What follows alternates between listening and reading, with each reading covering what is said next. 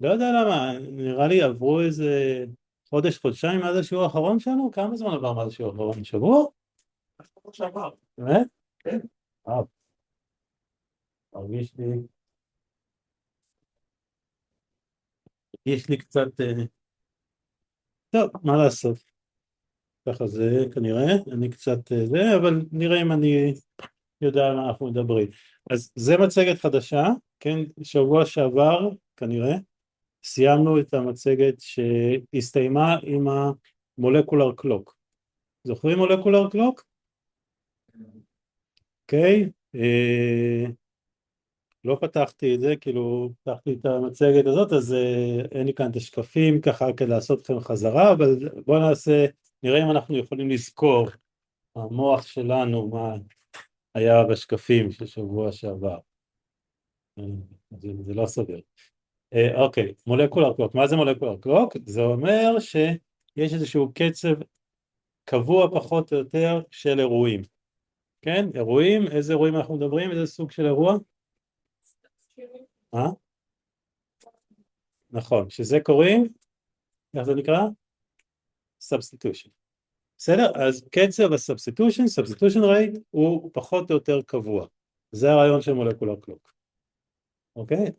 עוד אחד, נהדר.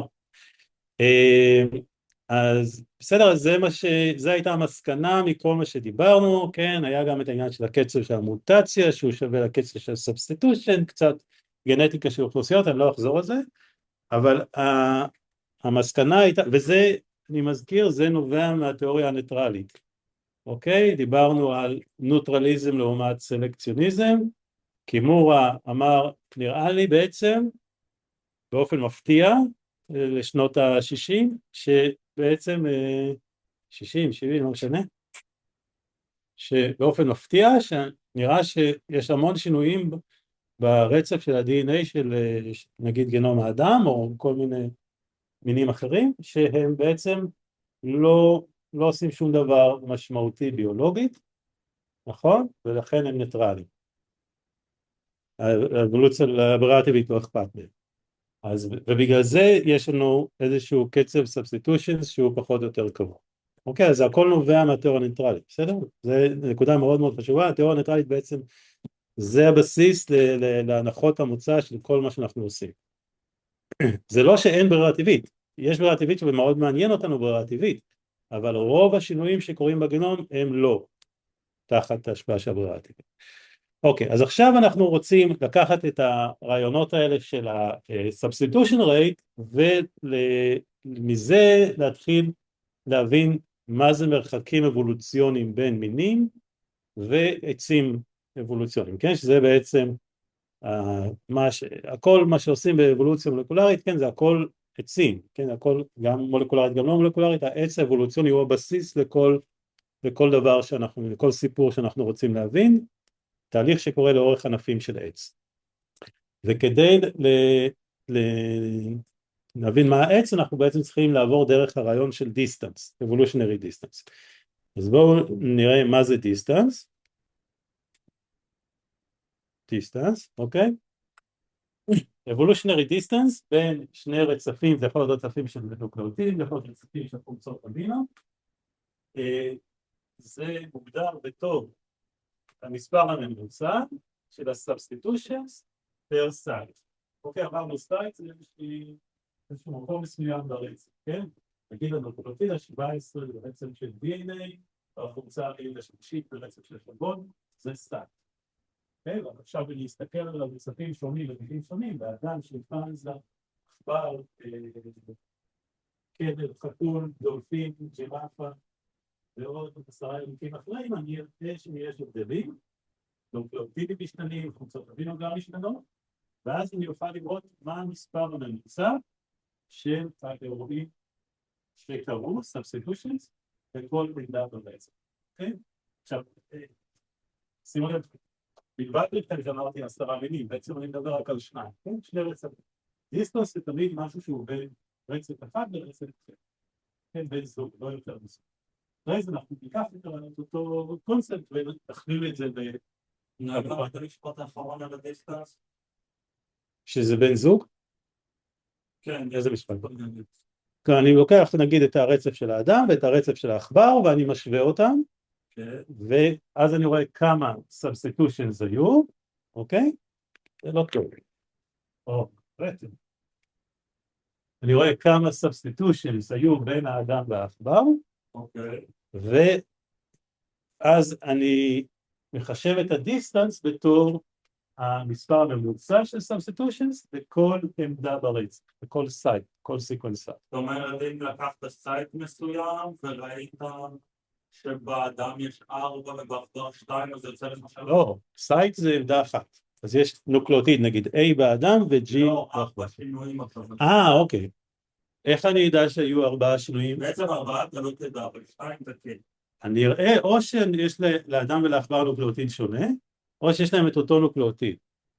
אבל מה שאתה מדבר עליו, שזה הבעיה שאנחנו מיד נגיע אליה, אני לא יכול לדעת אם היו יותר מאירוע אחד של החלפות. אני יכול לראות שיש נוקלאוטיד שלאדם יש היום G ולעכבר יש T, אבל אני לא יודע אם זה יתחלף יותר מפעם אחת. כן. אוקיי, אז אם אני מסתכל רק על שני רצפים, אני רק יכול לראות שיש עמדות שהן זהות, שזה אותו נוקלאוטיד, ויש עמדות שהנוקלאוטיד הוא שונה. רגע, אתה רץ קדימה. בואו קודם כל אני מגדיר, ואחרי זה נראה איך אנחנו עובדים עם זה, בסדר? אבל אז ההגדרה ברורה, אני לוקח שני רצפים, נגיד רצף של אדם, רצף של עכבר, אני משווה אותם, נניח שזה רצף באורך 1000 סייטס, אוקיי, יש 1000 עמדות ברצף, 1000 אותיות, מתוך ה1000 יש נגיד 30 שינויים, 30 נוקלאוטידים שהם שונים, ו-970 שהם אותו נוקלאוטיד, לאדם ולעכבר, כן? זה לא יותר מתאים לקוף, אבל לא משנה, בסדר? אז מה מספר הממוצע של ה-substitutions per sites? 30 חלקי 1000, נכון? 0.03.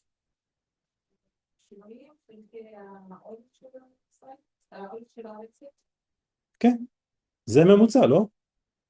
substitution per site, אני לוקח את מספר ה-substitution, מחלק את זה במספר ה-sites, זה ייתן לי את מספר הממוצע של substitution per site.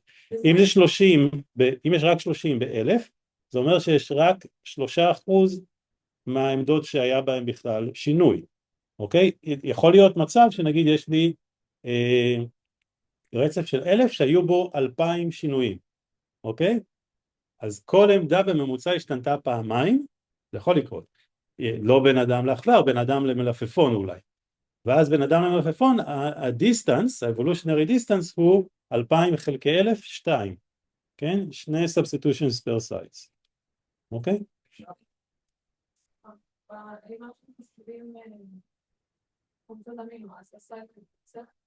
כן, זה לא משנה אם זה נוקלאוטידים או חומצות אמינו, זה אותיות ברצף, איזשהו רצף של אותיות, לא משנה איזה אלפאבית את רוצה, איזה טקסט, כן, זה יכול להיות סינית גם, אבל איזה אחוז מהאותיות השתנו, אוקיי? לא, זה יכול להיות נוקלאוטידים, זה יכול להיות חומצות אמינו. אם יש לי רצף של חלבון, אז יהיה לי את הרצף של, נגיד, 300 חומצות אמינו של חלבון, ואני מסתכל על הרצף של החומצות אמינו של האדם ושל העכבר, אז עכשיו אני מסתכל על ההחלפות של חומצות אמינו, לא החלפות של נוקלאוטידים, ותזכרו, כן, כשנוקלאוטיד מתחלף, יכול להחליף את החומצה האמינית, יכול גם לא, יכול להיות שינוי סינונימי. אז אם אני עובד על רצפים של חומצות אמינו, אני בעצם לא רואה חלק מהסובסטיטושן שקרו ברמה של ה-DNA. אבל אנחנו נעשה גם את זה וגם את זה. בסדר? אז ההגדרה היא הגדרה כללית שהיא עובדת גם עם רצפים של נוקלאוטידים וגם עם רצפים של חומצות אמינו. פשוט כמה אירועים של החלפה של אות אחת באות אחרת קרו בין שני רצפים.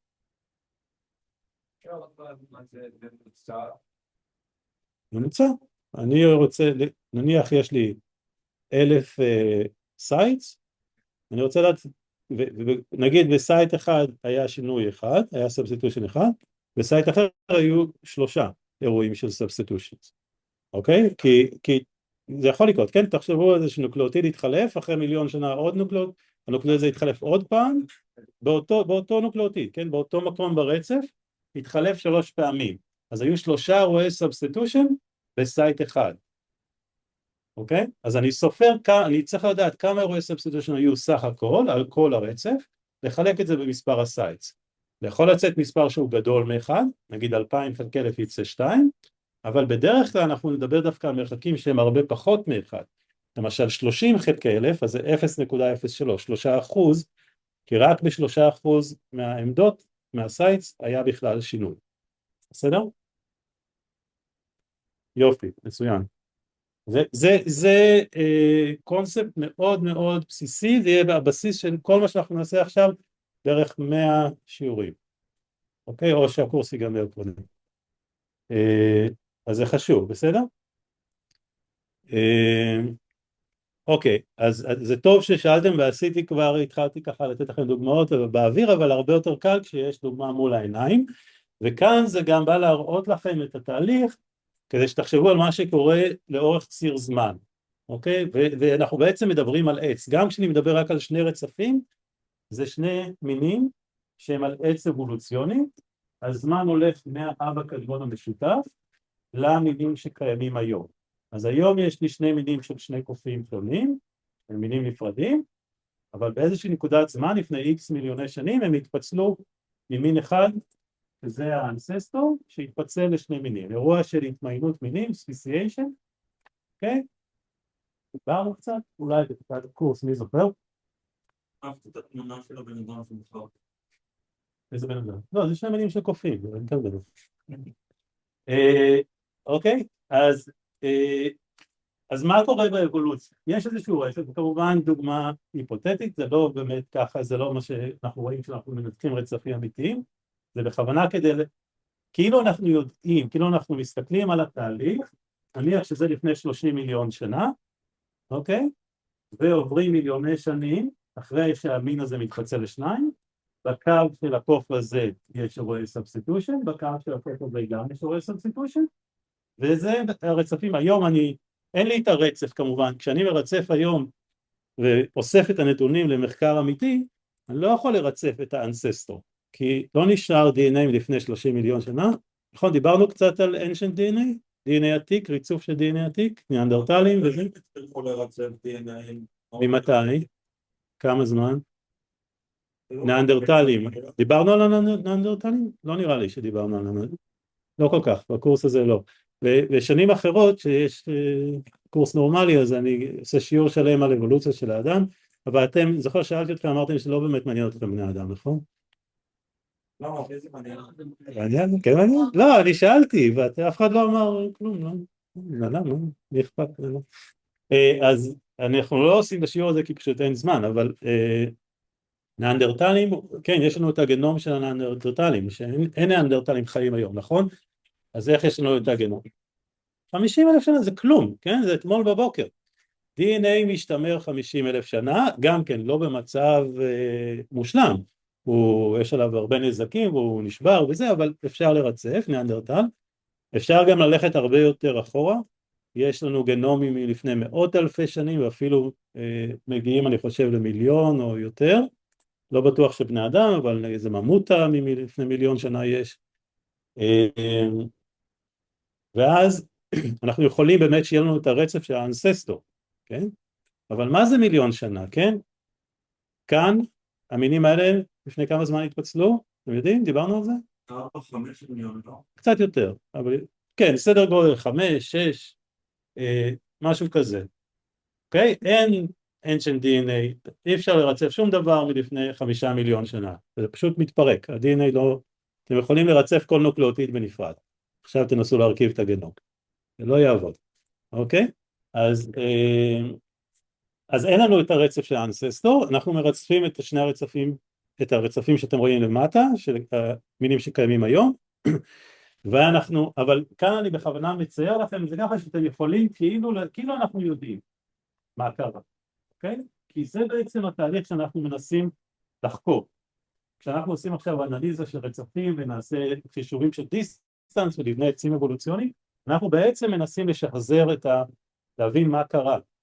אוקיי, אז מה שקרה כאן זה שהיה רצף אחד פה, והוא השתנה גם בענף הזה וגם בענף הזה של העץ.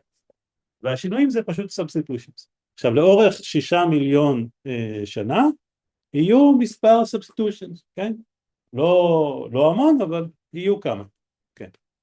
זה חושב את ה-constraint distance, אם במקרה זה יהיה דוגמה, סעיף שבסוף, שגם בנאדם וגם בשימפנזה, שאולי זה מהאנססטור זה היה A, אי אפשר לדעת, או אנחנו עושים מחשבה כדי לחשוב? אתם עושים לי את כל הפאנץ', את כל זה, אתה רואה את המתח של זה, נכון. לא, כל השאלות שלכם זה בדיוק מה שאנחנו נעשה בשיעור הזה. אז כן, אז הבעיה היא אוקיי, יכול להיות שהיה כאן A, והוא יתחלק גם פה ל-T וגם פה ל-T, ואנחנו לא נדע. אין לנו שום דרך לדעת, אנחנו מסתכלים על שני רצפים, אנחנו לא נוכל לראות. בעצם כל מקרה שבאותה עמדה היו יותר מסבסטיטושן אחד, אנחנו לא נוכל לדעת שזה קרה. אנחנו רק יכולים לדעת אם יש הבדל או אין הבדל בין שני המינים האלה, ואנחנו לא יכולים לדעת, אם יש הבדל אז בטוח הייתה סבסטיטושן אחת לפחות, נכון? אבל אנחנו לא יודעים אם היו 2 או 3. ואם אין הבדל אנחנו גם לא יודעים שזה באמת 0. זה לפחות 0 סבסטיטושן, אבל יכול להיות 2. או יותר. אוקיי, אז מה שאנחנו עושים, כמו שאמרנו, אנחנו מרצפים את הקוף הזה, מרצפים את הקוף הזה, משווים את הרצפים שלהם, ואנחנו רואים מה שונה. אוקיי, זה sequence alignment, ש-sequence alignment, זה מה שאתם רואים כאן, זה הבסיס לכל אנליזה אבולוציונית מהסוג הזה, המון דברים שונים שאפשר לעשות באבולוציה מולקולרית. אנחנו מתחילים בעצם מ-alignment של רצפים, כאן זה רק 2, זה יכול להיות הרבה מינים שונים של יונקים או של מה שאתם רוצים, אוקיי? ואז אנחנו רואים מה דומה ומה שונה. sequence alignment זה לא משהו שהוא טריוויאלי. כאן זה טריוויאלי כי פשוט יש לי 10 נוקלאוטידים ימין אחד, 10 נוקלאוטידים ימין אחר, ואני פשוט שם אותם אחד מהשני, אליי. אי אפשר להתבלבל. אבל זה לא מה שקורה באמת ברצפים אמיתיים. קודם כל אנחנו לא נעבוד עם 10 נוקלאוטידים, אנחנו נעבוד עם גנים שלמים, זה אלפי נוקלאוטידים, או כרומוזומים שלמים. אני יכול לעשות alignment של כרומוזום 7 של האדם וכרומוזום 15 של העכבר, אוקיי? אז זה מיליוני נוקלאוטידים, ומה שלא יהיה, יהיו לי אירועים של insertion ו-deletion. נכון, דיברנו על מוטציות מסוגים אחרים, לא רק החלפה של נוקלאוטיד. אם יש לי כאן הכנסה של נוקלאוטיד או מחיקה של 3 נוקלאוטידים, אז זה כבר האליימנט, אני צריך להבין איך לעשות להם אליימנט, כי הם לא באותו אורך, ויש נוקלאוטידים שקיימים במין אחד ולא קיימים במין השני, ואני צריך לשים את הגאפס, כאלה רווחים. אוקיי? ראיתם דבר כזה? עכשיו, אני לא מדבר על זה בכלל, אני כאילו מדלג פה על כל הנושא של האליימנט, אנחנו מדברים על זה בקורסים אחרים, יש קורסים פרקטיים בביואינפורמטיקה, אנחנו לומדים לעשות sequence alignment. הקורס הזה הוא לא באמת קורס פרקטי, כן? למרות שאני מלמד אתכם כביכול איך לעשות אנליזה של רצפים, זה לא קורס פרקטי, נכון? אתם לא עושים, אני לא מראה לכם כאן את הפרטים הטכניים של איך לעשות את זה, אתם לא מתרגלים את זה, אין לכם מתרגלים, כי קיצצו לנו את התקציב, סתם, אף פעם לא היה מתרגל בקורס הזה, סתם אנחנו לא משקיעים בכם, מה לעשות? מקווה שאף אחד לא מקליט אותי. אוקיי, אז אני משווה את שני הרצפים, ואז אני יכול לספור כמה הבדלים, אוקיי? עכשיו, רק לשים לב, לא כתבתי פה substitutions, כתבתי differences, אוקיי? differences זה נכון, יש 4 differences, לא בטוח שיש 4 substitutions. substitutions אומר כל שינוי, ו-differences אומר הבדלים, אבל יכול להיות שכל difference זה גם 3. נכון. substitution הגדרנו אותו, אוקיי, כבר קודם, שיעור שעבר וגם עכשיו אמרתי, substitution זה שיש נולד תינוק עם מוטציה, כן, לא משנה אם זה במין של הומו ספיאנס או במין של השימפנזה, ואחרי כמה דורות השכיחות של ההלל החדש עולה באוכלוסייה ומגיעה ל100% פיקסיישן, זה substitution, אוקיי? אני רוצה לדעת כמה substitutions היו. הייתה עוד שאלה? לא? לא הייתה עוד שאלה? substitution זה שינוי שהתקבל. כן, מוטציה שהתקבלה. ואז זה אומר שיש שינוי ברמה של המין כולו. אוקיי, עכשיו, תכף אנחנו נראה איך אנחנו עונים על השאלה כמה substitutions היו. אוקיי, אבל גם ה-differences האלה זה סוג של distance, בסדר? זה לא באמת איך שאני מגדיר distance, אבל אם היו לי כאן רק difference אחד, אז הם רצפים שהם די קרובים אבולוציונית. אם היו לי 5 דיפרנסס, אז הם די רחוקים אבולוציונית. ויש רק 2 או 3, כן? זה איזשהו מדד כמותי לכמה שינוי אבולוציוני עבר. בסדר? אז זה דיסטנס. עכשיו, מה הקשר בין הדיסטנסס האלה לעצים שאמרתי? שבעצם אנחנו צריכים לחשוב על עץ ולא רק על זוג רצפים והמרחק ביניהם.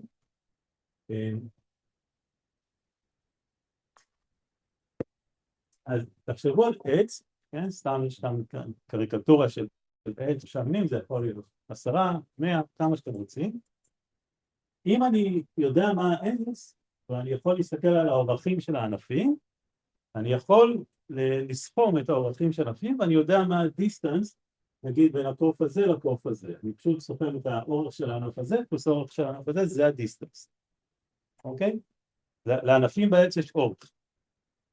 כן, נדבר על זה, מתי אנחנו מדברים על זה? עוד לא דיברנו. אבל לענפים בעץ יש אורך, אוקיי, יש ענפים קצרים, ענפים ארוכים, זה קצת כמו זמן במיליוני שנים, כן? 6 מיליון שנה, 10 מיליון שנה, 2 מיליון שנה, ענפים ארוכים, ענפים קצרים, אבל זה לא בדיוק זמן, זה דיסטנס במובן של כמה הרצפים משתנים. בעצם המולקולר קלוק אומר לנו שיש איזשהו קשר בין הזמן במיליוני שנים לדיסטנס, וכמה שינויים היו ברצף. אוקיי, אז אם יש לי עץ, אני יכול לחשב מהעץ את הדיסטנס בין כל זוג רצפים על העץ הזה. כן, תחשבו שיש לי עץ של 10 מינים, כל שניים אני סוכם את הענפים ואני יודע מה הדיסטנס ביניהם. אבל בעצם מה שאנחנו נעשה זה הפוך. אנחנו יכולים לקחת זוג רצפים, להשוות אותם, ואנחנו נחשב את הדיסטנס ביניהם, למשל אדם ושימפנזה, אדם וגורילה, אדם וקוף רזוס, אדם ואורנגוטן, אדם וספיידר מנקי, ועוד 10 מינים של קופים, ואז אני רוצה לבנות את העץ של הקופים. אוקיי? אז זה כבר פחות טריוויאלי, כן? כאן זה די ברור איך בהינתן עץ אני יכול להגיד לכם מה המרחקים בין זוגות של מינים. אבל אני אצטרך לפתור את הבעיה ההפוכה של לקחת זוגות של מרחקים, זוגות של רצפים, לחשב ביניהם מרחקים, כל מרחק הוא בעצם מרחק בין זוג, ומזה אני אנסה להבין מהו העץ, to reconstruct a tree. Okay, זה phylogeny reconstruction, נדבר על זה בעוד איזה 2-3 שיעורים או אף פעם, זה איך אני משחזר את העץ האבולוציוני על סמך איזה שהם נתונים, במקרה שלנו רצפים. אז בעצם הרעיון זה ככה, שאם יש לי עץ, אוקיי, וכל המספרים העיגולים המספרים זה המינים שחיים היום, והמספרים לאורך הקווים זה האורכים של הענפים, לכל ענף יש אורך, כן? תחשבו שזה סנטימטרים, כן? זה 12 סנטימטר, זה 13 סנטימטר, זה 14 סנטימטר. אני רוצה לחשב את המרחק D1,4, זה המרחק בין מין מספר 1 למין מספר 4, ופשוט צריך לסכום את האורכים, נכון? וזה ייתן לי את המרחק. זה שהעץ מצויר ככה, זה אולי נראה לכם מוזר ומבלבל, אבל יש כמה דרכים להציג עצים, לא משנה כרגע למה, אוקיי, זה דרך שהרבה פעמים... זה בעצם התפצלות בין מינים. כן, התמיינות. כל נקודה כאן, שהיא לא, אין עליה מספר, העיבודים הקטנים, זה אירוע של CH. זאת אומרת, אם אני רוצה לדעת מה המרחק בין 1 ל-6, אני עושה 12 ועוד 13. 1 ל-6, אוקיי. אוקיי, ו1 ל-2, ו2 ל-3, בסדר? אז אני יכול לחשב בהינתן עץ את המרחק, בהינתן עץ ואורכים, כן? בעצם מה שחשוב להבין זה שלענפים יש אורכים, לכל ענף יש אורך, והם לא באורך שווה, יש ענפים ארוכים, ענפים קצרים. אוקיי, אז זה בהינתן עץ אני יכול לחשב את ה-DIJ באופן כללי, אתם רואים בכותרת DIJ, זה המרחק בין רצף מספר I לרצף מספר J. אוקיי, עכשיו, אם יש לי במקרה הזה 6 מינים, לכל מין אני מרצף איזשהו גן ואני משווה אותם, אז אני יכול לחשב את המרחקים בין כל הזוגות האפשריים מתוך 6, בין 1 ל-2, 1 ל-3, 1 ל-4, 2 ל-3, 2 ל-4, 2 ל-5, כן? הרבה זוגות אפשריים ומזה אני בונה טבלה כזאת, אוקיי? זה בעצם מה שהאלגוריתם שבונה את העץ יעבוד ככה. הוא קודם כל מתחיל עם כל הזוגות האפשריים, אוקיי? כאן המינים נקראים A, C, E, 5 מינים, אוקיי? אבל זה אותו דבר כמו בשקף הקודם.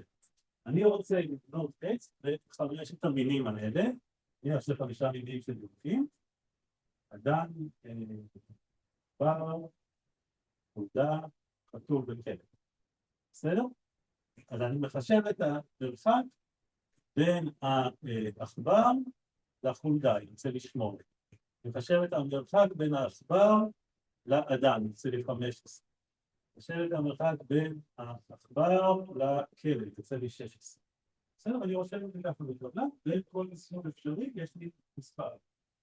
תחשבו על זה בתור מספר differences, או אחוז העמדות ברצף שיש בהן הבדל. כי אנחנו עוד לא באמת דיברנו איך אני יודע כמה substitutions היו, אז אני יכול לעשות את זה ברמה מאוד פשטנית, שהיא לא מדויקת, פשוט להסתכל על אחוז המקומות שיש לי נוקלאוטיד שונה ברצף. אז יש לי כאן 8% ברצף שונה, כאן 15, כאן 16, כאן 17, כאן 14. בסדר? עכשיו, מן הסתם, המספר הכי קטן, אלה המינים הכי קרובים. אני מצפה ש8 זה המספר הכי קטן בטבלה הזו, אז זה אומר ש-A ו-B הם מסוג המינים שהמרחק עליהם הוא הכי קטן, הם ככה, הם קרובים ומוצאים. זה האינטואיציה, אני כאן מציג את זה בצורה מאוד פשטנית, ואם אני אעבוד ככה אז לא יעבוד טוב. כן, אנחנו צריכים להבין עוד משהו, ומיד אנחנו נבין מה עוד אנחנו צריכים להבין, שזה בדיוק בעצם מה שכבר דיברנו עליו קודם. אבל זה הרעיון, בסדר? זה יהיה אלגוריתם שנקרא neighbor joining, שנדבר עליו באותו שיעור היפותטי, שעושה את זה, בסדר?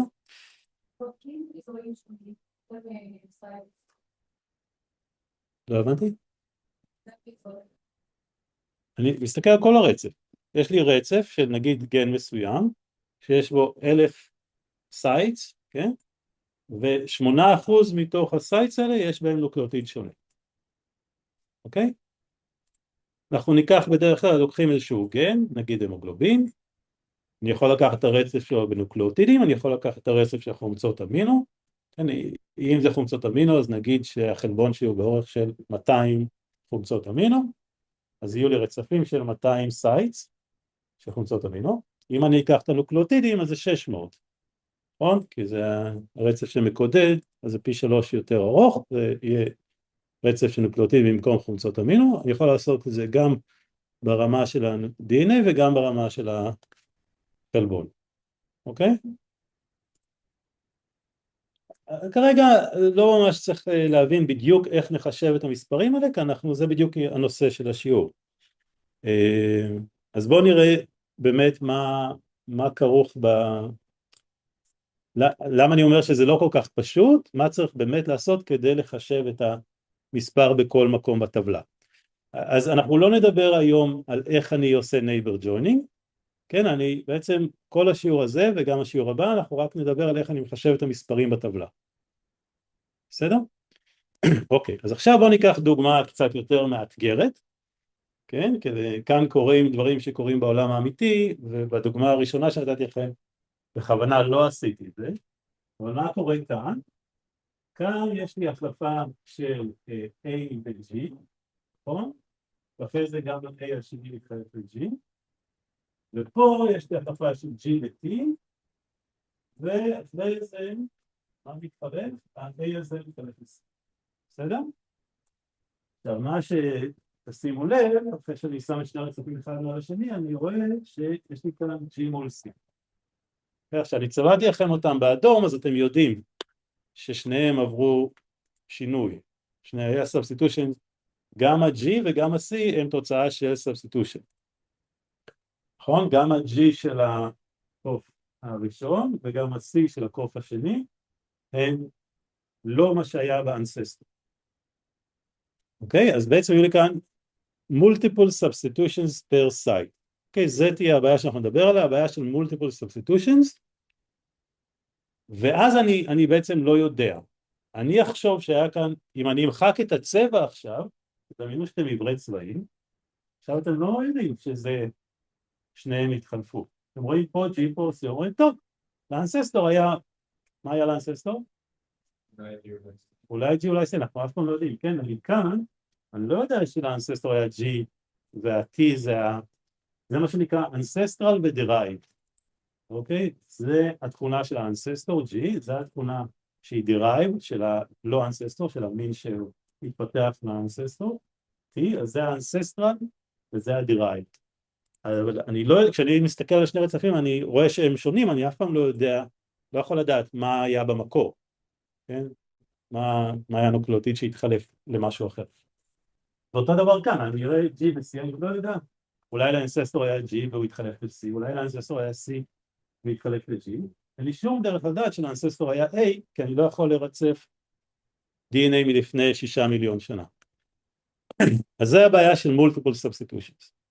אוקיי? בעצם יש לי כאן רק 3 הבדלים, אם אני אספור את מספר הסייטס שיש ביניהם difference, אני אמצא 3 סייטס כאלה, אבל בעצם היו 4 אירועי substitution.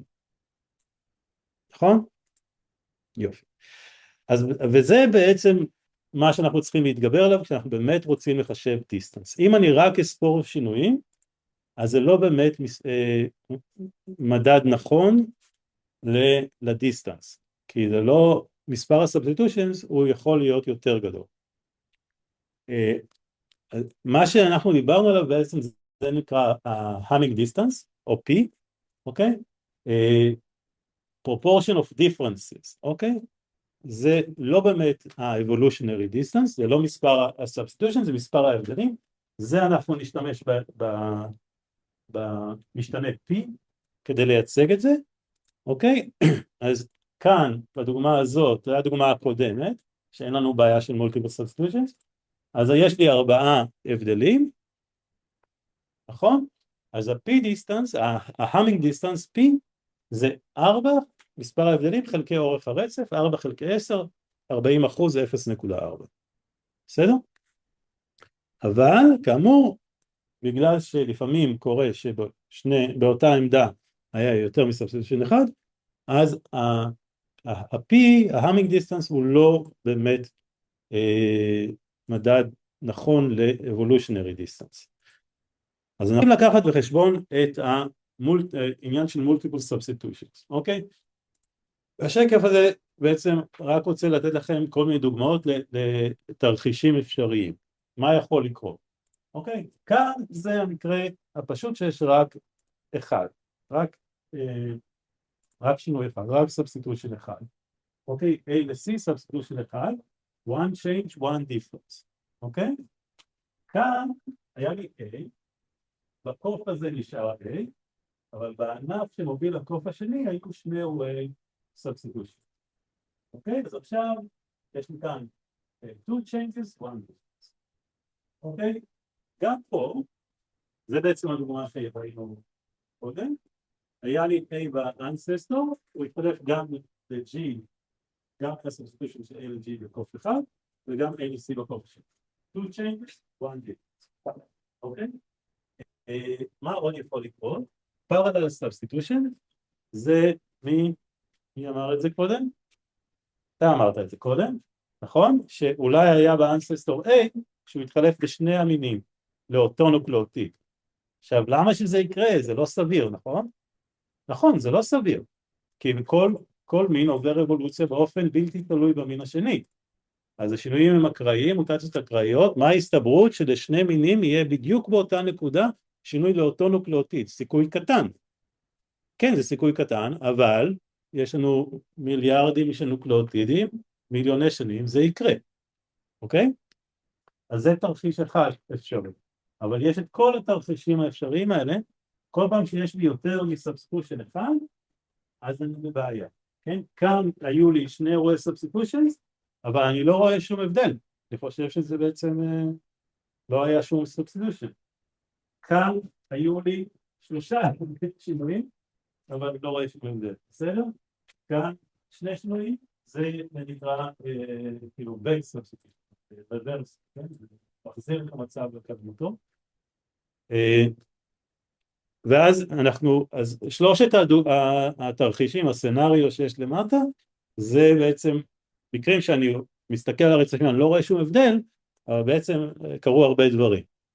אוקיי, זה יכול לקרות. זה מה שנקרא הומופלסי. יש שני מונחים חשובים, הומולוגיה, שבטח נתקלתם במילה הומולוגיה, אני בטח השתמשתי בה כבר, והומופלסי. הומופלסי זה כזה, אוקיי? היה לי איזשהו עם קדמון משותף לפני הרבה זמן, מיליוני שנים, הרבה מיליוני שנים, הנוקלוטיד השתנה, או בקוף הזה או בקוף הזה, היו שינויים, ועכשיו בנקודת הזמן הזאת, פה יש C ופה יש T נגיד, בסדר? עכשיו כאן נשארתי, ואחרי כמה זמן ה-C הזה מתחלף ל-T, אז שני דברים שהיו שונים פתאום נהיים אותו דבר, זה הומופלסי. אוקיי? עכשיו, הדוגמה הקלאסית, מה שאתם רואים כאן, התמונה הזאת של הדולפין והכריש, זה הדוגמה הכי אולי מוכרת, הכי ברורה, שמדגימה את הרעיון של הומופלסי, ששני דברים מאוד מאוד שונים עוברים אבולוציה ונהיים דומים. כן, אבולוציה מתכנסת בדיוק. הומופלסי, במקרה הזה, זה תוצאה של אבולוציה, הומופלסי זה אבולוציה מתכנסת, Convergent Evolution זה הומופלסי, שאלה למה קורה Convergent Evolution, למה הכריש והדולפין נראים דומים? נכון, הם שניהם צריכים לשחות בים, אבל מה ההסבר של מה שקרה בגלל ששניהם שוחים בים? מה קרה להם? איזה סוג של אבולוציה גרמה להם להיות דומים? מעבר לזה שזה Convergent? מה? ברירה טבעית, אדפטציה. אוקיי? זה אדפטציה. הם שניהם עברו אדפטציה לשחות בים. אוקיי? כי אתם זוכרים איך הדולפין נראה לפני כמה מיליוני שנים? אתם לא הייתם עדיין, אתם צעירים מדי. איך הדולפין נראה לפני כמה עשרות מיליוני? שדומה שילוב בין חזיר לכלב. אוקיי, לא משנה, כל הדולפין נראים לי אותו דבר. משהו שהולך על 4, על היבשה, בלי סנפירים. נכון? יבש. עם פרווה וזה. נכון? זוכרים עכשיו? מזכיר לך משהו? לא. והכריש? מתי הכריש הלך על 4 על היבשה? לפני כמה מיליוני שנים הכרישים הלכו על היבשה? זה trick question. אף פעם לא. עם דגים. הם אף פעם לא יצאו מהים. אוקיי? הדולפין עשה את הסיפור המטורף הזה של לצאת מהים, לגדל רגליים, ואז לחזור ולהפוך אותם חזרה לסנפירים. שרעים.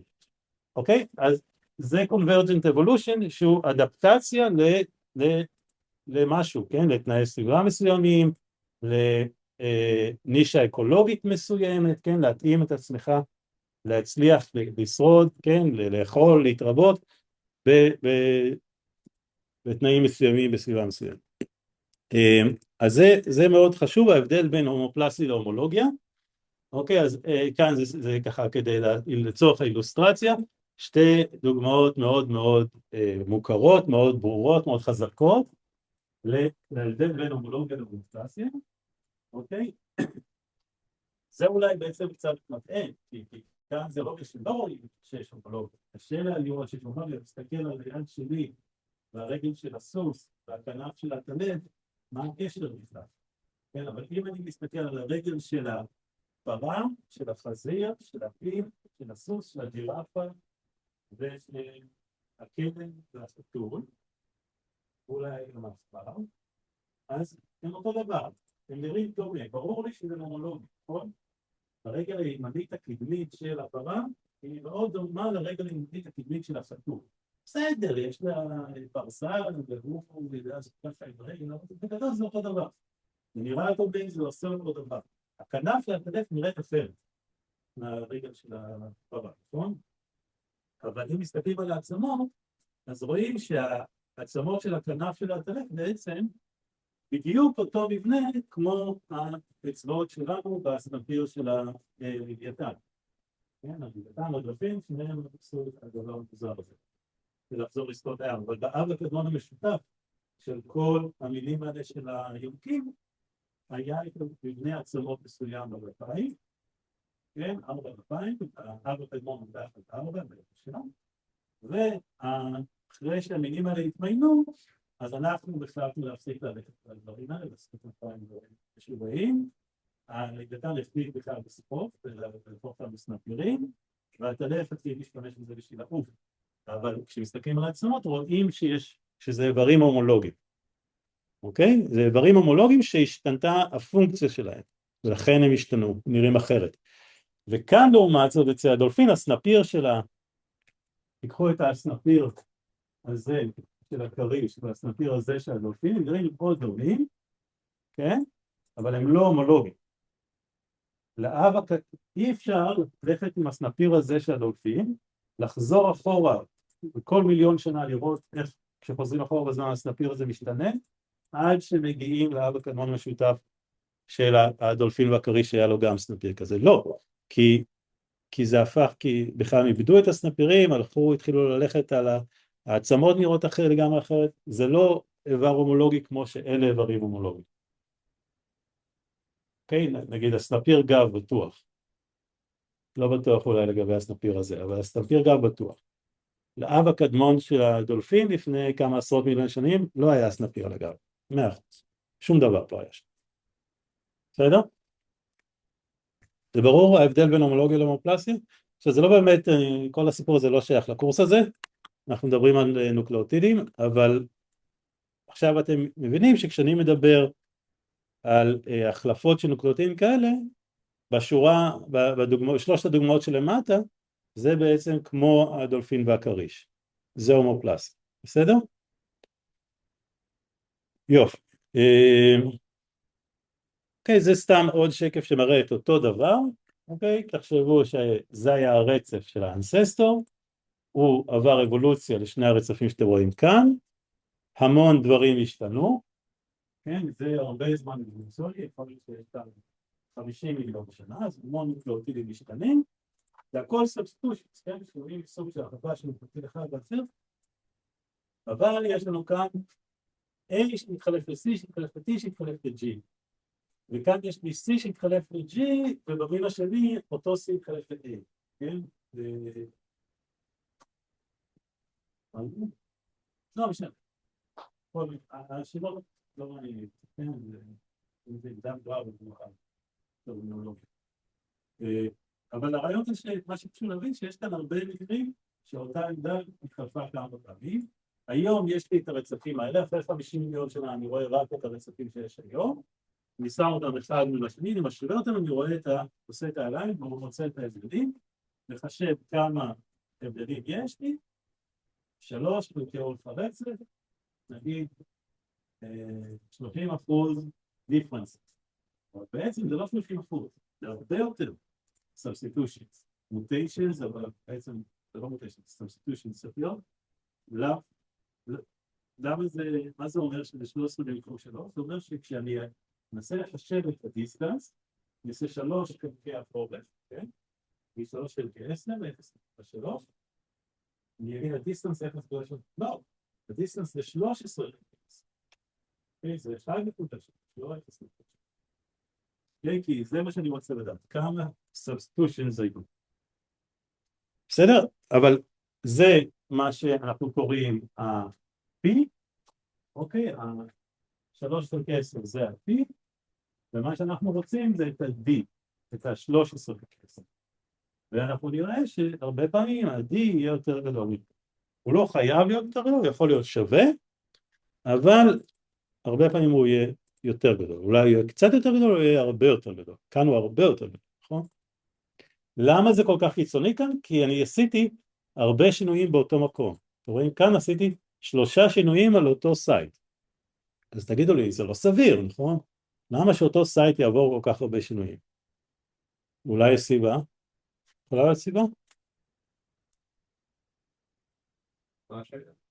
למה שהסייט הראשון והשני והשלישי והרביעי לא עוברים שום... לא, השני כן עבר סאבסטיטושן אחד, והסייט הזה פתאום עבר 3 סאבסטיטושן, 3 שינויים באותו מקום.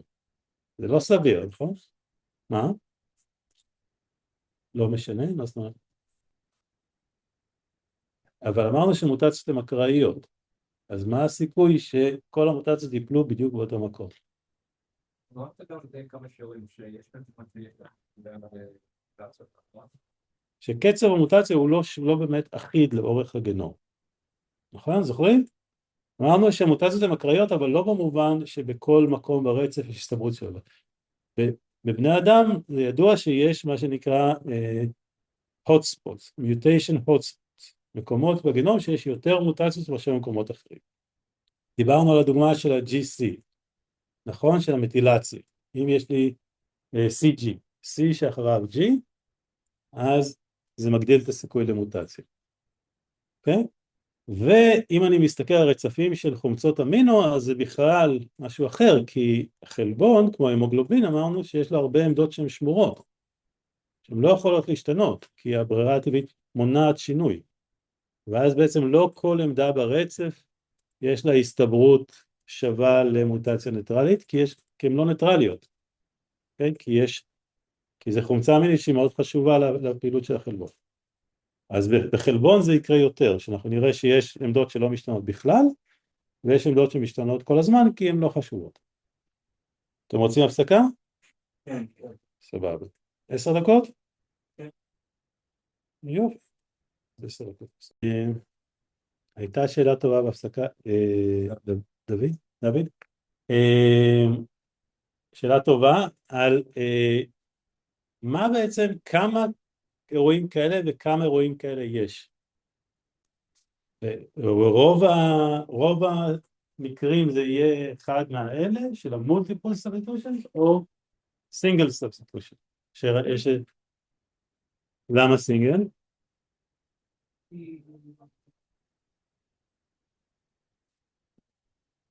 למה אתה לא מצפה שיהיו הרבה מקרים שזה... מה הסיכוי, נכון? זאת אומרת, סיכוי קטן שבאותו מקום ייפלו פעמיים. נכון במקרים מסוימים, אבל לא במקרים אחרים. אוקיי, ניקח אדם ושימפנזה, מי יודע, חוץ מדוד, כמה אחוז מגנום האדם והשימפנזה הוא שונה. הוא לא... 1 נקודה משהו אחוז, בסדר? אז 98 פלוס אחוז מהגנום זהה. אוקיי, זה אומר שאחד מ-100 או 2 מ-100 נופל אירוע של סאבסטיטושן. מה הסיכוי שפעמיים באותו מקום, זה אפשרי, כן? אבל זה כאילו 100 כפול 100, כן? זה סיכוי של 1 ל10,000, שיפול באותו מקום פעמיים. כן? זה בקירוב, כן? זה לא מדויק. אני מזניח כאן, מפשט את החישוב. אבל אם אני אקח אדם ועכבר, עכשיו יש אחוז הרבה יותר גדול מהרצף הוא כבר לא זהה. לא 98%, גם לא 90, אפילו פחות אולי מ50% זהה. זה אומר שכל עמדה שנייה ברצף השתנתה, אוקיי? עכשיו מה הסיכוי שיפול פעמיים באותו מקום?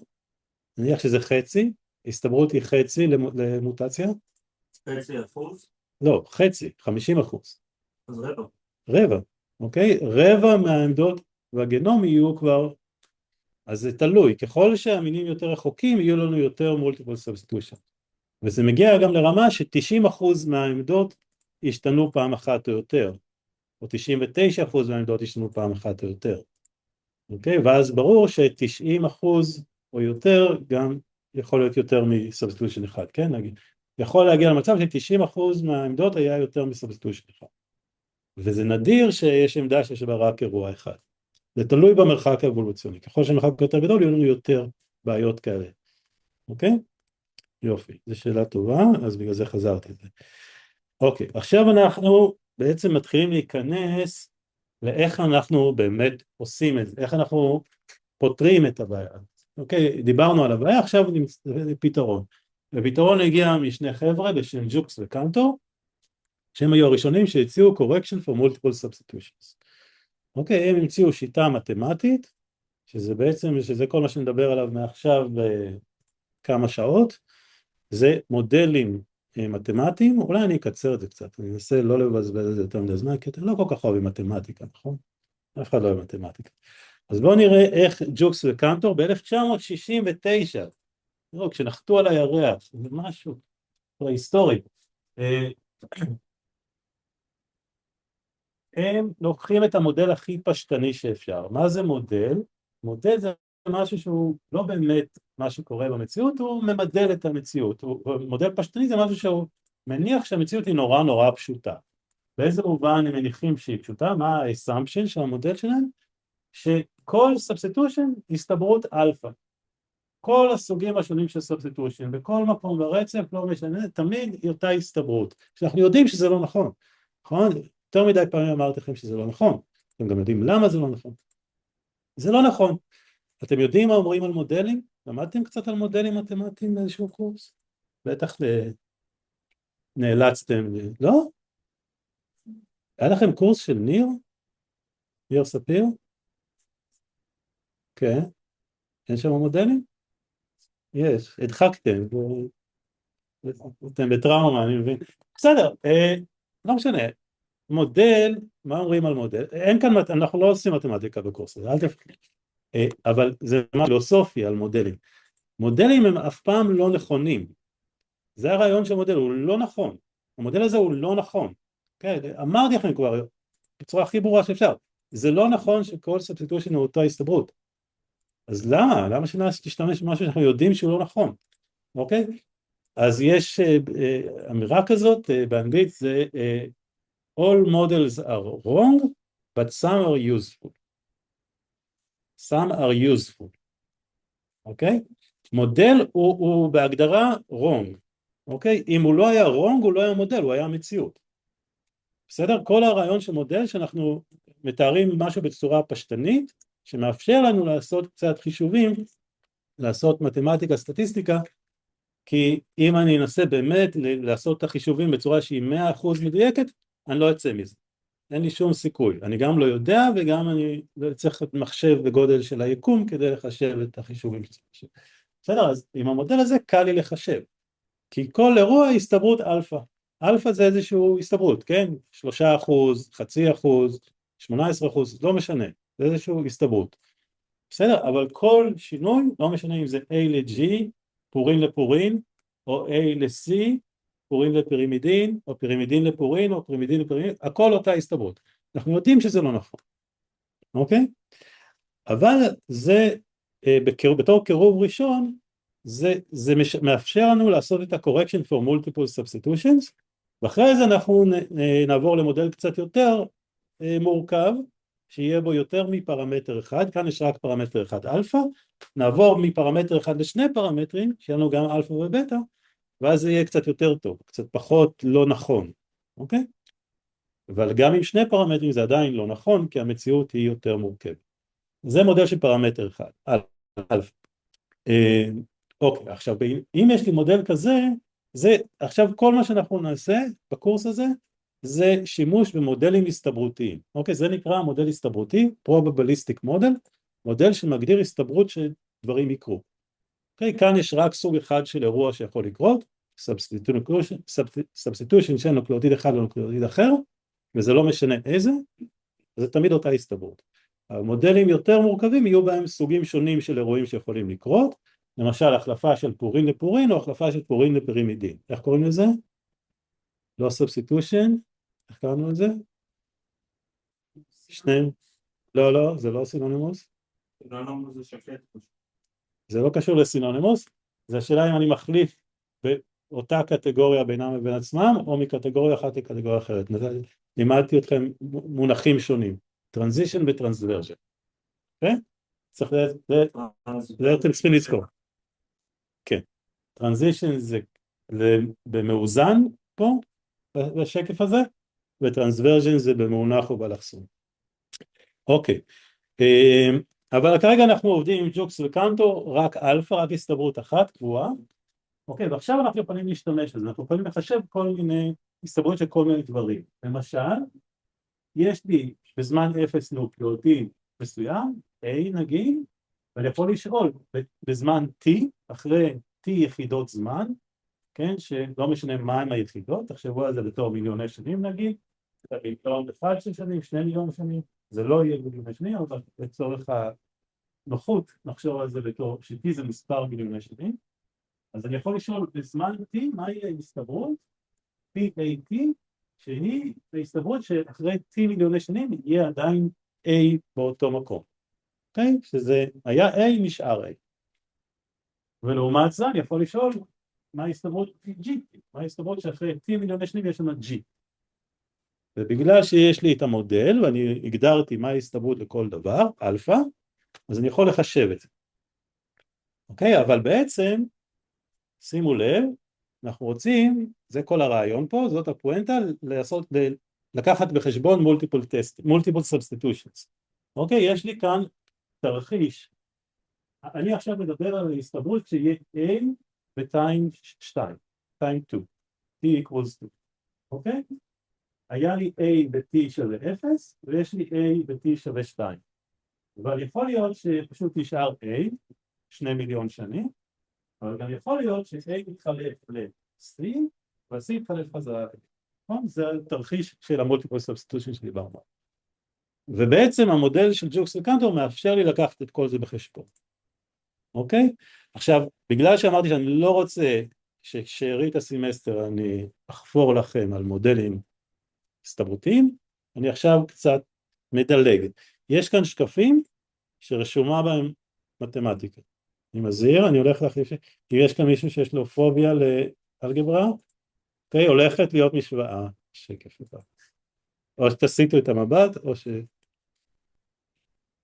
אוקיי, אז אני מדלג על זה. בשנים בעבר הסברתי את המשוואה הזאת. אני הולך לא לעשות את זה, מטורף. אוקיי? מי שאוהב מתמטיקה, רוצה להבין, יעשה את זה בזמנו הפנוי, אין לנו זמן לשטויות האלה. כן, זה גם לא יהיה במבחן, כמובן, זה אף פעם לא יהיה במבחן. אז אני יכול לחשב כל מיני הסתברויות, ומה שזה נותן לי, זה איזושהי נוסחה. כן, אתם אוהבים נוסחות, נכון? למדתם בכימיה פיזיקלית או משהו, זה נוסחה, אני לא צריך לדעת למה זה. אני תוקע את המספרים, שם מחשבון, כמה מספרים, נכון? יופי, לא צריך לדעת למה. אז זה בעיה שלך, אנחנו לא לומדים את זה פה, תלמד לבד. אז אוקיי, אז זה נוסחה, פונקציה שנותנת לי את הדבר הזה, PAT, כן? ההסתברות שיהיה A אחרי זמן B, כפונקציה של מה משתנים פה, אלפא זה הפרמטר של זה, אמרתי לכם, אני לא אומר לכם מה זה, זה הסתברות, נגיד 3%, 0.03, ו-T זה כמה מיליוני שנים. ומה זה E? E זה אקספוננט, E בחזקת X, כן? אוקיי? אתם אולי זוכרים, זה בתיכון למדתם, איך נראה E ב-X, Y שווה E בחזקת X, זוכרים? אקספוננט? אוקיי, ככה נראית הפונקציה הזאת. זה E ב-X, הקו האדום זה E ב-X, אבל מה שיש לי E במינוס X, X פה זה T, כן? ה-X שלנו זה T, וה-Y שלנו זה PAT. אוקיי, אז הפונקציה של PAT כפונקציה של T היא אקספוננט, אבל הפוך, כי זה מינוס X. מי שזוכר קצת אלגברה מהתיכון, אז יכול מיד לראות שאני צודק, ומי שלא, אז שיקח את המשוואה הזאת, יכניס אותה לצ'אט, והצ'אט יסביר. באמת, זה עובד, תנסו, אני בטוח שזה יעבוד. אוקיי, בכל אופן, פונקציה אקספוננציאלית דועכת, כן? כי זה במינוס T, אז ככל ש-T יותר גבוה, ה-E בחזקת מינוס T יורד ל-0. אוקיי? מי שרוצה קצת האינטואיציה המתמטית. אבל, שימו לב, הפונקציה שלי נראית ככה. P שווה, PAT שווה רבע פלוס משהו מינוס, כן? אז כשהגורם מזרים רק ב-0, אני נשאר לא ב-0 אלא ברבע. הסימפטוט האופקית, זה טריגר למישהו? אני מטריג פה מישהו? הסימפטוט האופקית? זה לא עושה משהו. סימפטוט האופקית היא רבע. אוקיי? מה זה אומר שאחרי מיליוני שנים, הרבה מיליון, לא 2, 3, 6, אחרי 100 מיליון שנה, רבע. נכון? כי הפונקציה שואפת לרבע. היא מתחילה ב1, כי אמרתי לכם שבזמן 0 יש לי A, אז ההסתברות שיהיה לי A בזמן 0 היא 1, 100%, כי אמרתי לכם שיש A, נכון? ואחרי שנה אחת, זה קצת פחות אחרי שנה אחת לא יכול לקרות כלום, כי זמן דור שלנו זה 20 שנה, נכון? אחרי מיליון שנה, זה קצת פחות מ-100%, כי יש הסתברות שהיה סובסטיטושן למשהו אחר. אחרי 2 מיליון שנה זה עוד קצת פחות, אחרי 3 מיליון שנה עוד פחות, ואחרי 80 מיליון שנה זה כבר 40% סיכוי שיהיה A ו-60% סיכוי שיהיה G, C או T. נכון? כל אחד משלושת האפשרויות. אחרי 120 מיליון שנה זה כבר 30%. ו-160 מיליון שנה זה כבר 27%. אוקיי? מתי זה יהיה בדיוק 25%? בדיוק? כן. טריק קווסטשן. אני בודק אתכם. סתם, אתם לא צריכים לדעת מתמטיקה בשביל התוספת. עוד פעם תחזור על הכמות שנים כמה זה זמן? פשוט להסתכל על הדף. אוקיי, אחרי מיליון שנה מפה, אז אני עדיין ב-99%. אחרי 80 מיליון שנה מפה, ב-40%. כלומר, יש כבר 60% סיכוי שיהיה משהו שהוא לא A. נכון? זה ההסתברות ל-A. ה-P זה ה-PAT. אפשר לקרוא. PAT. אחרי 120 מיליון שנה זה 30%. אחרי 160 מיליון שנה זה 27%. מתי זה 25%? אף פעם. כן? זה הרעיון של הסימפטוטה. אנחנו לא מגיעים אף פעם לסימפטוטה.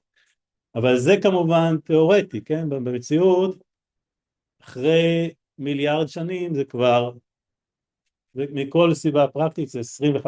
למה?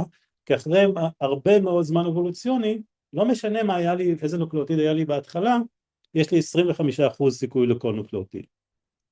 כי ההסתברות שווה, כן? כי האלפא היא שווה, שזה לא נכון, זה לא באמת ככה. המודל הזה הוא מודל פשטני, אבל לפי המודל הזה, אחרי אין סוף זמן, יהיה לי 25% סיכוי לכל אחד מארבעת הנוקלאוטיד. אוקיי? עכשיו, מה הקו הזה? אם אני מתחיל ב-0. למה אני מתחיל ב-0?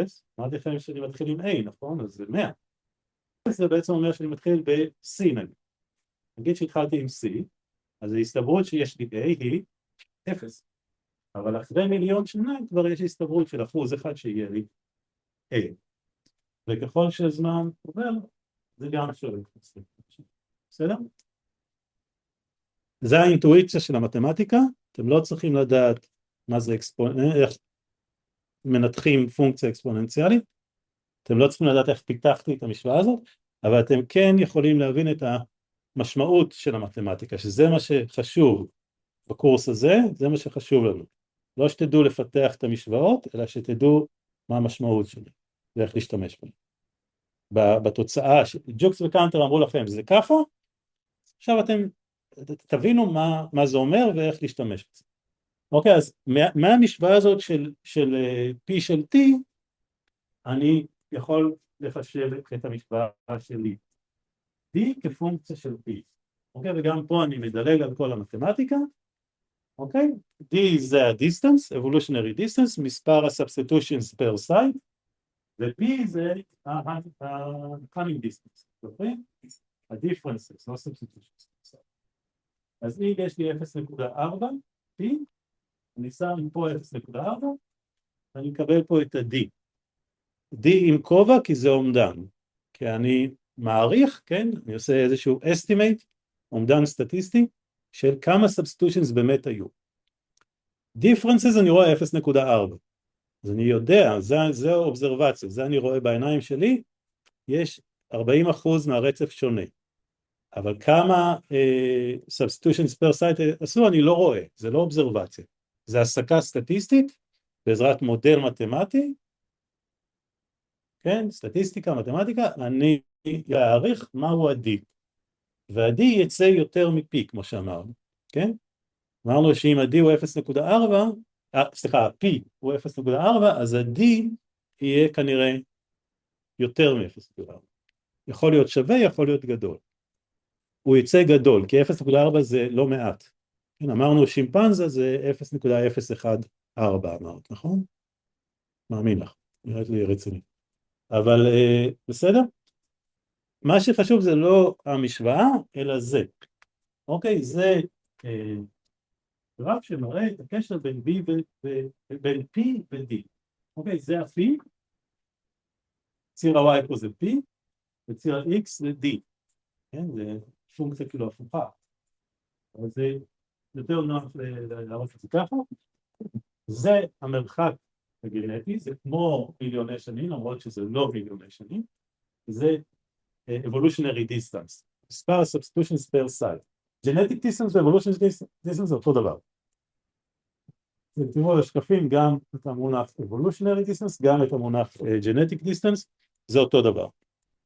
בסדר? אז ככל שהמיליוני שנים חולפות, ה-evolutionary distance גדל, וגם ה-P גדל, אבל אין ביניהם קשר לינארי, כי זה, תזכרו, מה הפונקציה פה? ln, מה זה ln? לוג, פונקציה לוגריתמית. כאילו זה בא מהאקספוננט, מה-e בחזקת x, אבל זה כאילו ההופכי שזה לוג, לא משנה. כן, זה נראה כמו פונקציה אקספוננציאלית שהפכות, בסדר? זה ככל שהזמן חולף, בהתחלה שיפוע גדול, וככל שהזמן חולף, נהיה כמעט מאוזן. נכון? אסימפטוטה הופכית. וכאן מה אסימפטוטה? למה זה שואף? איזה מספר רשום פה?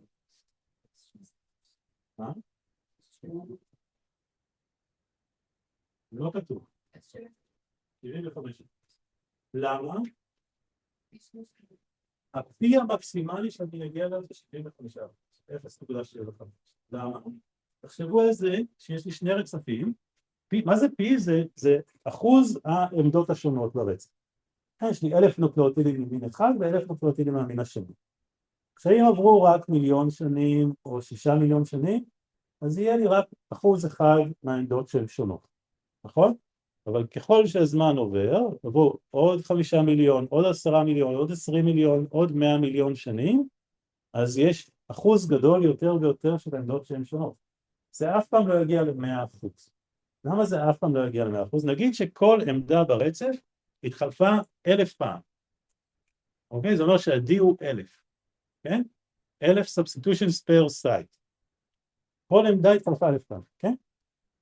עכשיו יש לי את הרצפים אחרי שכל העמדות התחלפו 1,000 פעמים, כל הזמן שינויים אקראיים. האם כל הנוקלאוטידים יהיו שונים? 100% מהרצף יהיו שונים? לא, למה לא? כי במקרה הם שתיהם השתנו לאותו דבר. אוקיי? לשניהם יש A. למרות שהם התחלפו 1,000 פעמים, יש הסתברות. כמה? כמה הסתברות? שלשניהם יהיה A?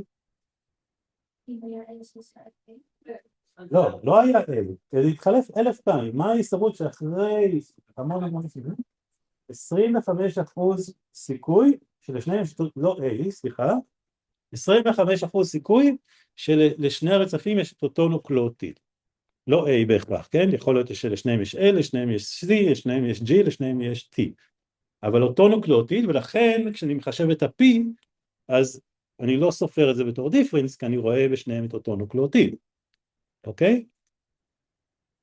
למה זה 25%? תחשבו בעצם אחרי שיש לי 1,000 שינויים אקראיים, אז בעצם הנוקלאוטיד שיש לי בכל מקום ברצף הוא אקראי. ואם יש 25% סיכוי לכל אחד מהאפשרויות, אז ברצף א' יהיה לי או A או G או C או T, ב-25%. לא משנה מה זה יהיה, יש 25% סיכוי שברצף ב' יהיה את אותו נוקלאוטיד. אוקיי? ובגלל זה ה-P לא עובר את ה-75%. גם אחרי אין סוף זמן, גם אחרי מיליארד שנים, 2 מיליארד שנים, זה לא עובר את ה-75%. אבל ה-D הוא לא אחוזי. אוקיי, ה-D הוא לא מוגבל, הוא לא פסטור, הוא ממשיך לעלות. נניח כל 10 מיליון שנה, ה-D גדל בחצי. כן? או כל 100 מיליון שנה, ה-D גדל באחד.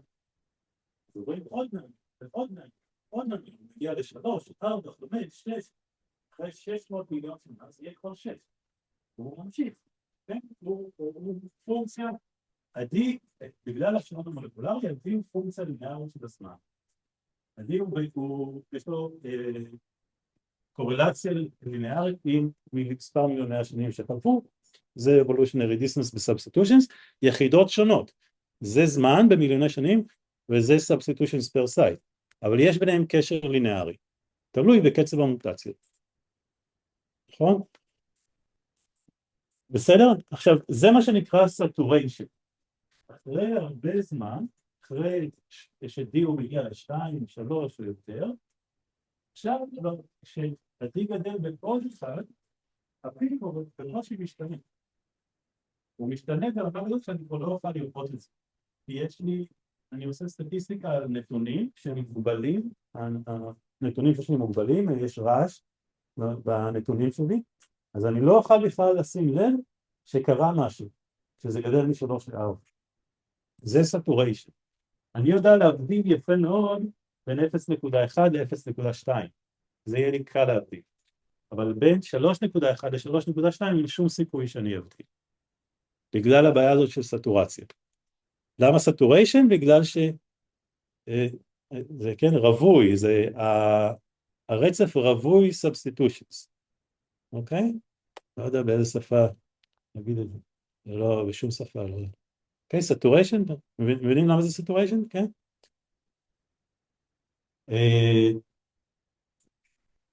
יופי. זהו, זה כל העניין. נורא פשוט, נכון?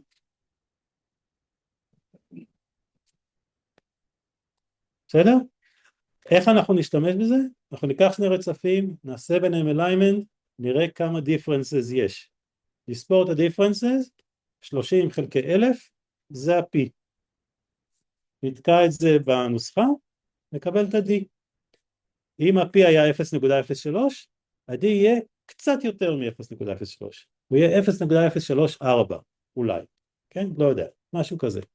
אבל אם ה-D היה 0.8, סליחה, אם ה-P היה, לא, היא לא 0.8, אתם רואים? כבר טעיתי. אם ה-P היה 0.5, אז עכשיו ה-D הוא יהיה הרבה יותר מ-0.5. כן? תסתכלו. ה-P 0.5, D הוא כבר כמעט 1. אז זה מגדיר אותו בכמעט פי 2, כן? זה לא לינארי. אם ה-P שלי הוא 0.6, אז זה כבר 1.2, כן? זה באמת פי 2. אם ה-P שלי הוא 0.65, 65% זה כבר 1.5. אוקיי? יופי. טוב, עכשיו, כמו שאמרתי קודם, הג'וקס וקנטור הזה, זה המודל הכי מפגר שאפשר לחשוב עליו. הכי פשטני, הכי לא ריאליסטי, הכי לא נכון. אוקיי? ואז נראה שזה לא מדויק, זה לא ייתן לי תוצאות מדויקות.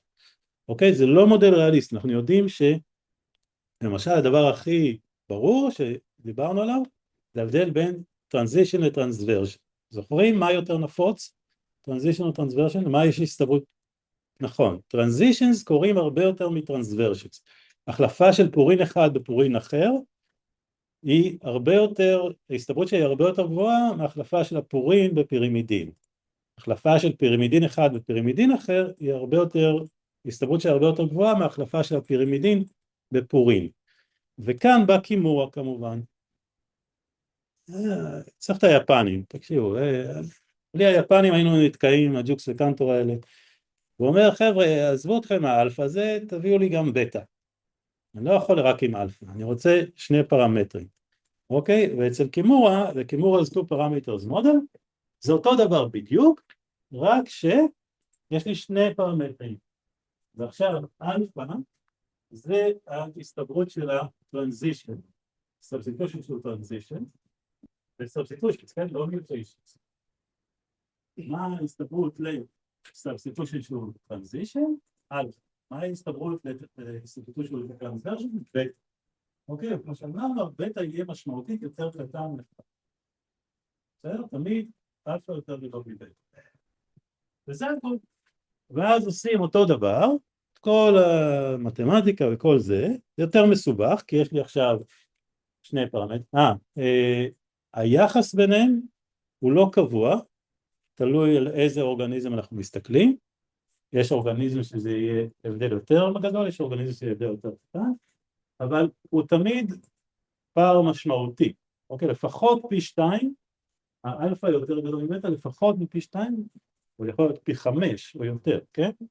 שההסתברות לטרנזישן הוא פי 5 יותר גבוה מההסתברות לטרנסוורז'ן. ואז, כמו שאמרתי, אני מדלג, עושים את כל זה, זה יותר מסובך, עושים את כל זה, זה יותר מסובך, כן, אבל זה עדיין פונקציה עם E, שה-P של T הוא פונקציה שיש בה את ה-T, E בחזקת מינוס T, אבל יש שם עכשיו גם אלפא וגם בטא, כי יש גם טרנזישנס וגם טרנסוורז'נס, אני צריך לספור כמה טרנזישנס היו, כמה טרנסוורז'נס היו, ואז אני מקבל את הפונקציה של D כפונקציה של P, אוקיי? אז כמו שהיה לי קודם בג'וקס וקנטור, D שווה משהו לוג של P, כאן יש לי את ה-P, ויש לי גם את ה-Q. למה יש לי Q? P is the proportion of sites that show transitional differences.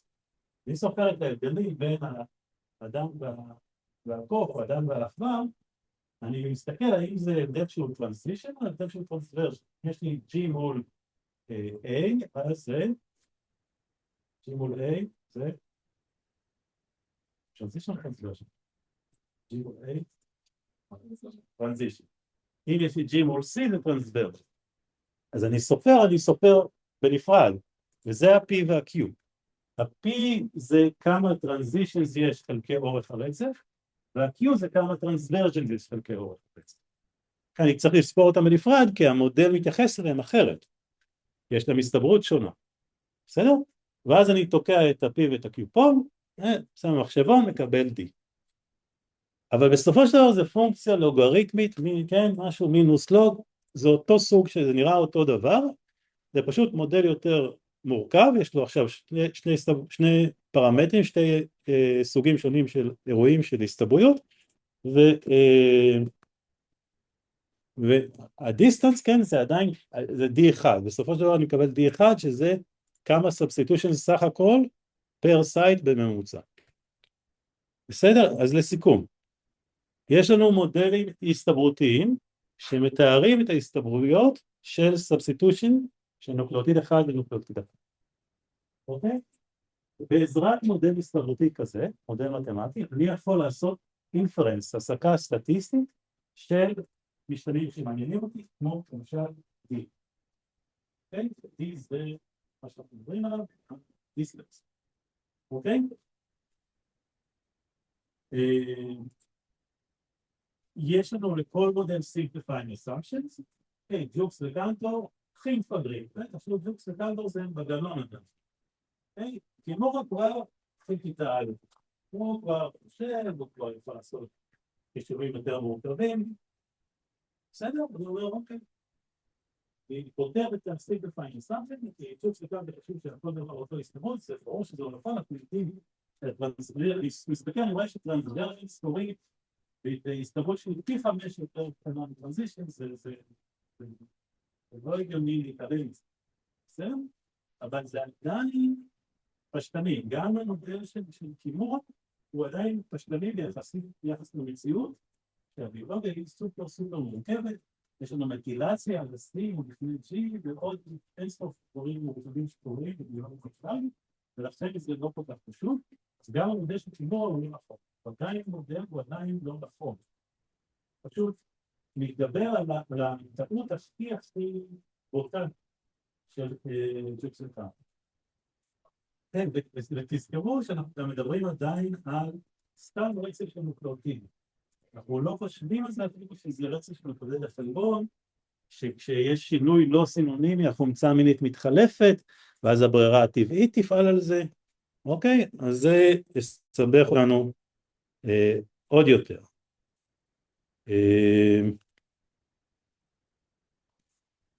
יש לי כאן עוד משהו, רק עוד אולי איזה שקף שניים.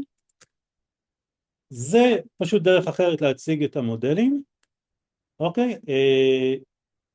זה פשוט טבלה כזאת של מה ההסתברות להחלפה של כל דבר לכל דבר, אז ג'וקס וקנטור והכל אלפא, חוץ מהאלכסון זה ההסתברות של, כאילו A ל-A או T ל-T זה ההסתברות של N סאבסטיטושן, כן? אז זה 1 מינוס 3 אלפא, לא משנה. זה דרך אחרת להציג את המודלים האלה, אנחנו תכף נראה בטבלה כזאת משהו שהוא לא ג'וקס וקנטור. אם זה קימורה, אז יהיו כאן מקומות שיהיה לי B, שיהיה לי בטא, כן? אלפא, כאן A ל-G זה אלפא, אבל A ל-C צריך בטא בכיוון, כן? וגם פה. אז זה פשוט דרך להציג את זה בתור, זה נקרא substitution matrix, אם אתם תלכו לקורס פרקטי או שתלמדו לבד להשתמש בדברים האלה, תוכנות שמשתמשות במודלים האלה, יש להם לפעמים אופציה שאתם יכולים להגיד להם, תשתמשו ב-substitution matrix כזה או כזה, איזה מודל אתם רוצים להשתמש, זה הבחירה של ה-substitution matrix. אוקיי, ועכשיו שיש לנו כזה דבר, אז אנחנו יכולים להגדיר כל מיני מודלים יותר מורכבים. למשל, היה בחור בשם פלזנשטיין, שהוא באופן מפתיע לא היה יפני, אבל הוא אמר, בואו ניקח את הג'וקסל קאונטור ונשכלל אותו בצורה שונה ממה שקימור עשה, לא נוסיף אלפא ובטא, אלא נדאג שזה לא יהיה 25%. אמרנו שאחרי אינסוף זמן, כל נוקלאוטיד יהיה ב-25%. אבל זה לא נכון. כשמסתכלים על כל הבעלי חיים, אנחנו רואים שתמיד יש יותר, מה? AT מ-GC. A ו-T יש יותר מאשר G ו-C. A תמיד יהיה בדיוק באותה כמות כמו T, כי הם בייסברג. כן? אז ה-A וה-T, האחוז של ה-A, נגיד אם יש לי 30% A, יהיה לי 30% T. אבל יהיה לי רק 20% G ו-20% C. אז במינים שונים, תלוי אם אתם מסתכלים על בעלי חיים או חיידקים או כל מיני דברים שונים, אתם תראו אחוז שונה של G ו-C. אז זה פלזנשטיין מאפשר את זה. טוב, נגמר הזמן, נמשיך שבוע הבא. בסדר? תודה רבה. יופי. תודה לכם.